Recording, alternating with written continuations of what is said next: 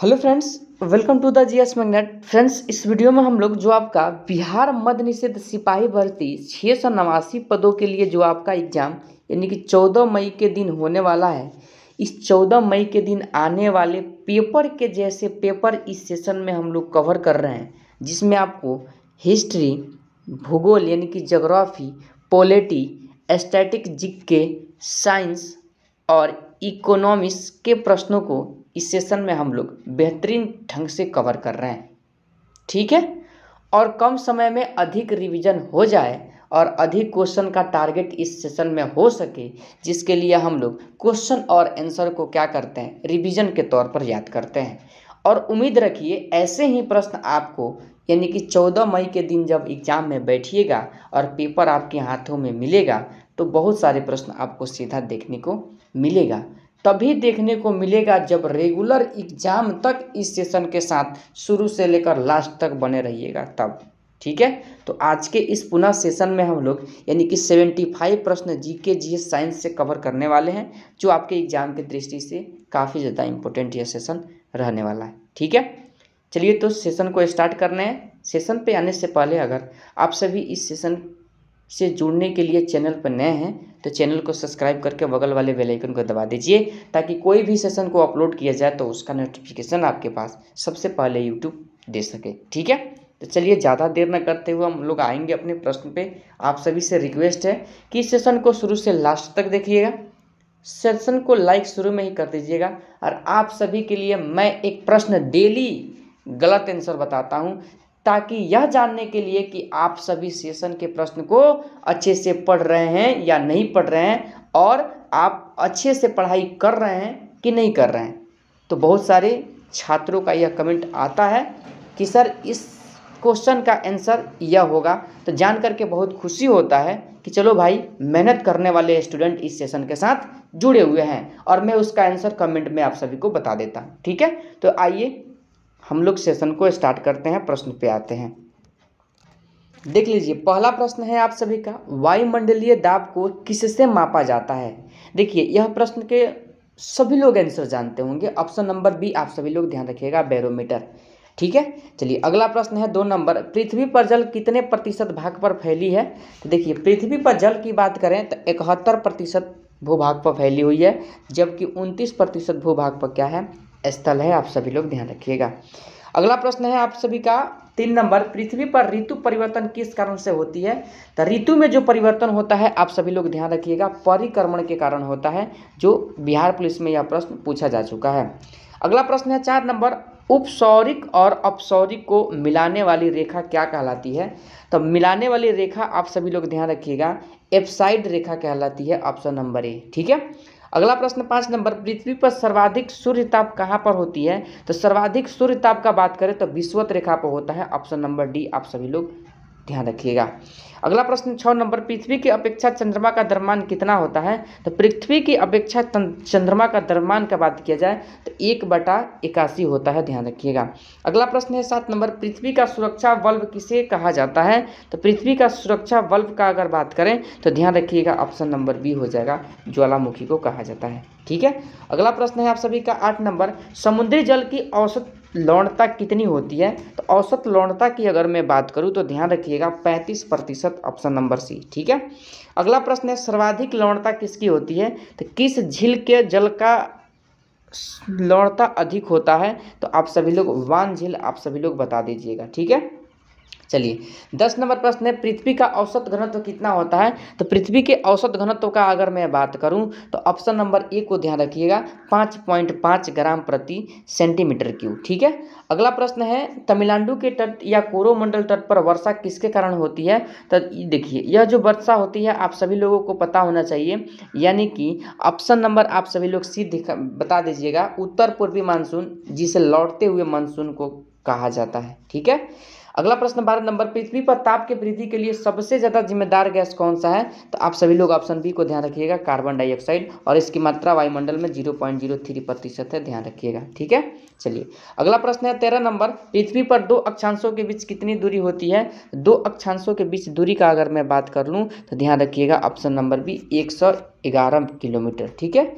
अगला प्रश्न है 14 नंबर, भारत में सर्वाधिक वर्षा होती है। तो देखिए दक्षिणी पश्चिमी मानसून की वजह से भारत में सर्वाधिक वर्षा होती है। ऑप्शन नंबर ए को आप सभी लोग ध्यान रखिएगा। ठीक है। अगला प्रश्न है 15 नंबर, पृथ्वी गोल है किसने कहा था। देखिए पृथ्वी गोल है यह जो वैज्ञानिक कहे थे आप सभी लोग, पाइथागोरस का नाम ध्यान रखिएगा। ठीक है। अगला प्रश्न है 16 नंबर, ओजोन परत किस मंडल में पाई जाती है। तो ओजोन परत का मैं बात करूं तो समताप मंडल को आप सभी लोग ध्यान रखिएगा।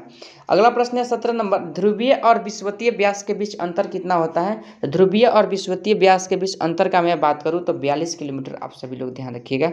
Option number B. ठीक है। अगला प्रश्न है 18 नंबर आप सभी लोगों का, महासागरों की औसत गहराई कितनी होती है। तो महासागरों की औसत गहराई का बात करें तो 4000 मीटर होता है, ध्यान रखिएगा। अगला प्रश्न है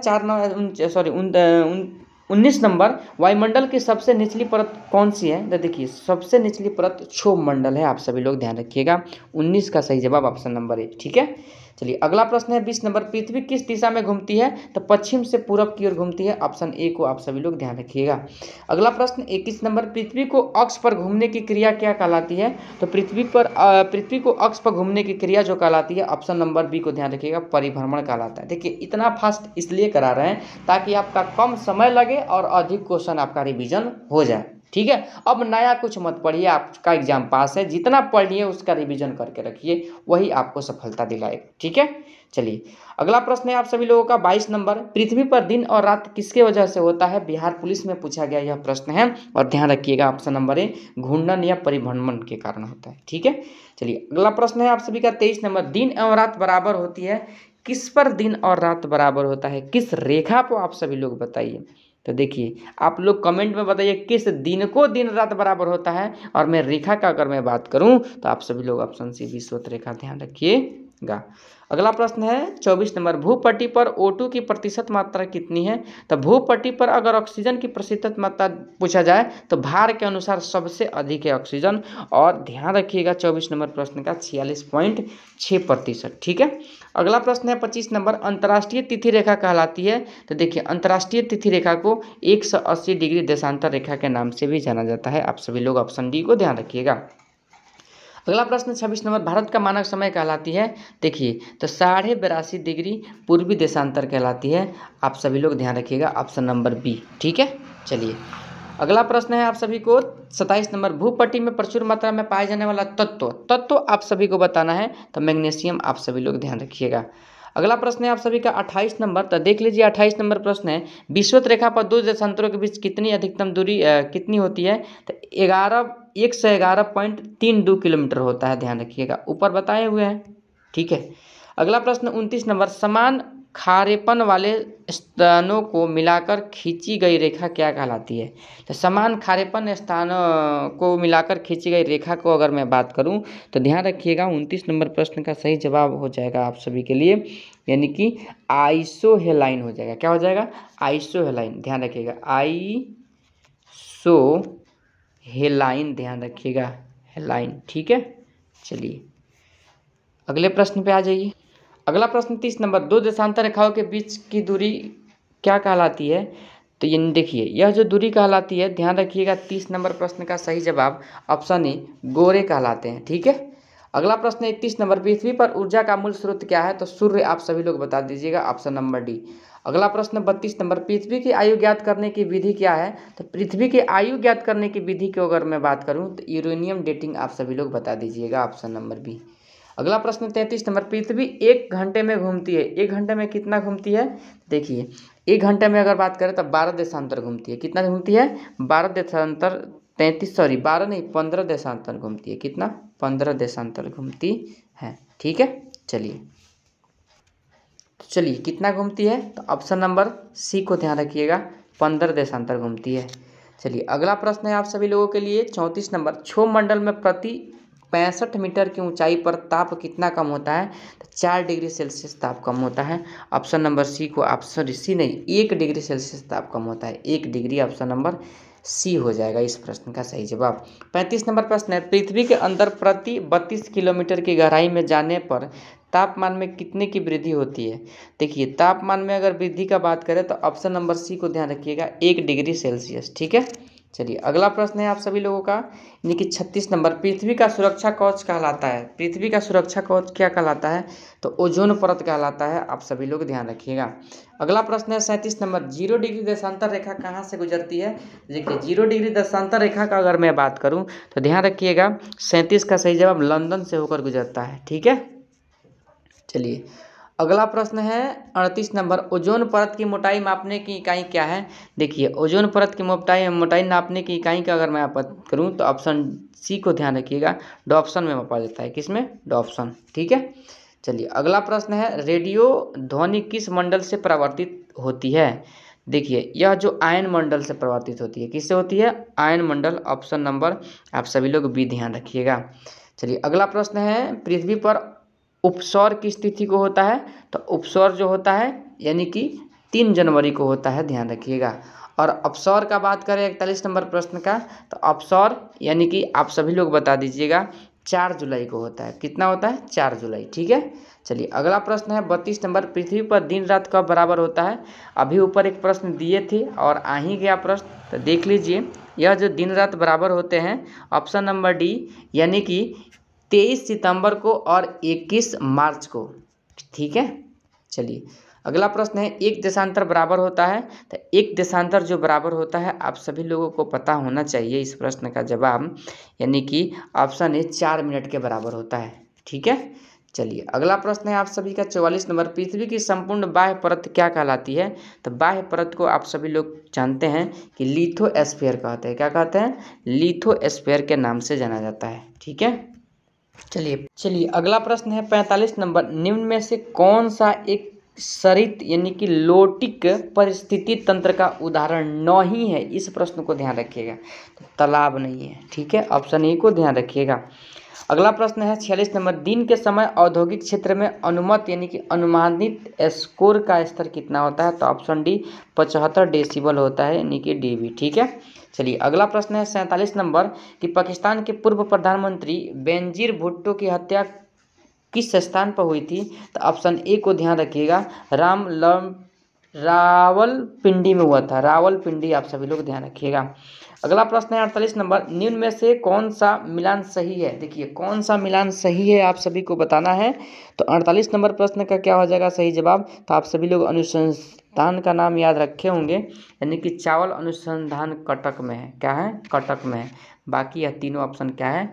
गलत है। ठीक है, चलिए 49 नंबर प्रश्न है, किसको स्नेह से grand old man of India कहा जाता था?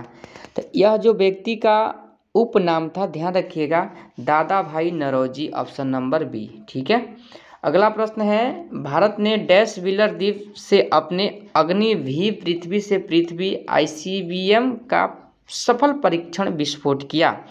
तो देखिए यह जो विस्फोट हुआ था, ध्यान रखिएगा, परीक्षण जो हुआ था, ऑप्शन नंबर बी को ध्यान रखिएगा, 19 अप्रैल 2012 को हुआ था। ठीक है, चलिए 51 नंबर प्रश्न है, किसी विद्युत चुंबकीय क्षेत्र में हाइड्रोजन परमाणु की लाइमेन श्रेणी आती है?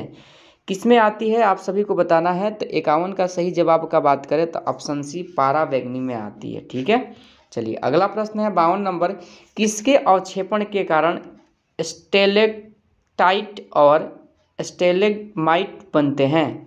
तो देखिए 52 का सही जवाब का अगर बात किया जाए तो आप सभी लोगों को पता होगा CaCO3, कैल्शियम कार्बोनेट। ठीक है, चलिए 53 नंबर क्वेश्चन है, दो धातुओं का सोल्डर किसके गुण के कारण संभव है? तो यह जो गुण पूछा जाए तो ऑप्शन सी आसंजस बता दीजिएगा, आसंजन। ठीक है, 54 नंबर प्रश्न है, टर्नर संरक्षण वाले क्रोमोसोम का विवरण क्या है? देखिए टर्नर संरक्षण वाले क्रोमोसोम का विवरण बायोलॉजी का एक टॉप प्रश्न है और इस प्रश्न का सही जवाब 44A+XO हो जाएगा, ध्यान रखिएगा। अगला प्रश्न है 55 नंबर, मानक परिस्थितियों में सतत वोल्टता पर दृष्ट विद्युत धारा के स्रोत के रूप में किस विद्युत रासायनिक सेल का प्रयोग किया जाता है? तो 55 के लिए सही जवाब क्या हो जाएगा, जल्दी से बताइए आप सभी लोग। ऑप्शन नंबर बी को ध्यान रखिएगा, बैटरी। ठीक है, चलिए अगला प्रश्न है 56 नंबर, फोटोन को क्या कहते हैं? देखिए फोटोन को क्या कहते हैं? तो ऑप्शन ए फॉर्मूला ट्रांसलेटर कहते हैं। ऑप्शन नंबर ए को ध्यान रखिएगा। 57 नंबर प्रश्न है, किस तिथि में दूर की चीज़ें फोकस से हटकर दिखाई देती है? तो फोकस से हटकर के दिखाई देने का काम आप सभी लोग ध्यान रखिएगा, यह समस्या निकट दृष्टि दोष का होता है। ठीक है, चलिए अगला प्रश्न है 58 नंबर, अधिकतम ऑक्सीजन किससे उपलब्ध होती है? तो अधिकतम ऑक्सीजन का अगर बात किया जाए तो देखिए आप भी इससे प्रश्न में फंस जाइएगा, पादप प्लवक पुंज से प्राप्त होता है। ठीक है, चलिए अगला प्रश्न 59 नंबर, निम्न में से क्या लैंगिक जनन का रूप है? तो लैंगिक जनन का रूप अगर पूछा जाए आप सभी लोगों से तो ध्यान रखिएगा, कुछ टॉप प्रश्न है ये सब, यानी कि उभय लिंगिता बता दीजिएगा। ऑप्शन नंबर बी, याद ही रखिएगा ऐसे प्रश्न को। 60 नंबर प्रश्न है, पानी में घुली हुई कौन सी गैस उसे क्षारीय बनाती है? तो क्षारीय बनाने का काम अमोनिया करता है, यानी कि NH3। ठीक है, चलिए अगला प्रश्न आप सभी लोग ध्यान रखिएगा। 61 नंबर, सूर्योदय और सूर्यास्त के समय वायुमंडल में लालिमा किस कारण छा जाती है? तो लालिमा छाने का कारण हो जाएगा यानी कि प्रकाश के प्रकीर्णन। ठीक है, चलिए अगला प्रश्न है 62 नंबर, स्पर्श रोम किसके शरीर में पाया जाता है? तो स्पर्श रोम का अगर बात किया जाए तो 62 नंबर प्रश्न का सही जवाब ऑप्शन नंबर सी हो जाएगा, कीट। ठीक है, चलिए अगला प्रश्न है 63 नंबर, सूर्य में ऊर्जा का स्रोत बताना है तो नाभिकीय संलयन बता दीजिएगा। ऑप्शन नंबर डी हो जाएगा इस प्रश्न का सही जवाब। 64 नंबर प्रश्न है, नाभिकीय रिएक्टर शक्ति जनित्र में निम्न में से कौन सी सामग्री नियंत्रक के रूप में प्रयोग की जाती है? तो नाभिकीय सामग्री का अगर बात किया जाए तो आप सभी लोग ध्यान रखिएगा, 64 नंबर प्रश्न का सही जवाब ऑप्शन नंबर सी, कैडमियम का प्रयोग किया जाता है। ठीक है, चलिए अगला प्रश्न है 65 नंबर, सड़क या रेल की पटरी पर गोलाई की बैंकिंग क्या पैदा करने के लिए की जाती है? तो यह जो कारण है अभिकेंद्री बल, आप सभी लोग ध्यान रखिएगा। अगला प्रश्न 66 नंबर, संचार के लिए प्रयुक्त एक प्रकार का एप्लीकेशन सॉफ्टवेयर का नाम क्या है बताना है आप सभी को। तो देखिए FTP कहते हैं, FTP आप सभी ऑप्शन नंबर सी को ध्यान रखिएगा। अगला प्रश्न 67 नंबर, फ्लॉपी डिस्क होती है, फ्लॉपी डिस्क क्या होता है? तो ध्यान रखिएगा ऑप्शन नंबर बी, चुंबकीय द्रव से निर्मित होता है। ठीक है, द्रव्य से। चलिए 68 नंबर प्रश्न है, समुद्र की लहरों में भंडारित होती है, समुद्र की लहर में क्या भंडारित होता है? ऑप्शन बी, तीनों प्रकार की ऊर्जाओं का संयोजन। ठीक है, चलिए अगला प्रश्न है 69 नंबर, विकसित भ्रूण के प्रसव को वैज्ञानिक रूप से कहा जाता है, क्या कहा जाता है? तो 69 का सही जवाब बात करें तो वैज्ञानिक रूप से इसे प्रसव कहा जाता है। ठीक है, चलिए अगला प्रश्न है 70 नंबर, थायरोक्सिन हार्मोन स्रावित होता है। तो देखिए यह जो स्रावित होता है ऑप्शन नंबर सी को ध्यान रखिएगा, 70 नंबर सी नहीं डी, ऑटो ग्रंथि से। किससे? ऑटो ग्रंथि। ठीक, चलिए 71 नंबर प्रश्न है, बिना एंजाइम वाला पाचक रस है। तो बिना एंजाइम वाला पाचक रस का बात करें तो आप सभी लोगों को पता होगा ऑप्शन सी, पीत को ध्यान रखिएगा। चलिए अगला प्रश्न है आप सभी लोगों का 72 नंबर, बीज के अंकुरण की एक अनिवार्य विशेषता किसकी मौजूदगी है? तो 72 का सही जवाब का अगर बात करें तो ऑप्शन डी बता दीजिएगा, जल। ठीक है, चलिए अगला नंबर प्रश्न है 73 नंबर, पत्थरों और चट्टानों से लगे पौधे होते हैं। तो पत्थर और चट्टानों से लगे पौधे ऑप्शन नंबर बी, सैलविद के होते हैं। ठीक है, चलिए अगला प्रश्न है 74 नंबर, प्रकाश संश्लेषण के दौरान प्रकाश सुग्राही कारक के रूप में निम्न में से कौन काम करता है? तो सुग्राही कारक के रूप में ऑप्शन ए, पर्णहरित यानी कि क्लोरोफिल करता है। ठीक है, और आज के सेशन का आपका लास्ट नंबर प्रश्न यानी कि 75 नंबर प्रश्न है आप सभी का, यानी कि यदि विरंजक चूर्ण ब्लीचिंग पाउडर को हवा में खुला छोड़ दिया जाए तो क्या होगा? देखिए यह जो स्थिति प्रकट होगा, ध्यान रखिएगा, उसकी क्लोरीन क्रमशः समाप्त हो जाएगी। तो जैसा कि हम लोगों ने आज के इस सेशन में बिहार पुलिस, बिहार दरोगा, बिहार पुलिस मद्य निषेध के लिए 75 अति महत्वपूर्ण जीके जीएस के प्रश्नों को कवर किया है, जो आपके एग्जाम के दृष्टि से काफ़ी ज़्यादा इंपॉर्टेंट है। ठीक है, सेशन अच्छा लगा हो तो सेशन को लाइक कर दीजिए, सेशन पर नए हैं तो सब्सक्राइब करके चैनल से जुड़ जाइए, और किसी प्रश्न को लेकर के डाउट है तो हमें कमेंट में ज़रूर बताइए। आपका कितना स्कोर हो पाया इस सेशन में 75 क्वेश्चन में, आप उसे भी हमें कमेंट में ज़रूर बताइए। ठीक है, तो चलिए आज के सेशन को समाप्त करते हैं, फिर मिलते हैं अगले सेशन के साथ। तब तक के लिए जय हिंद, जय भारत।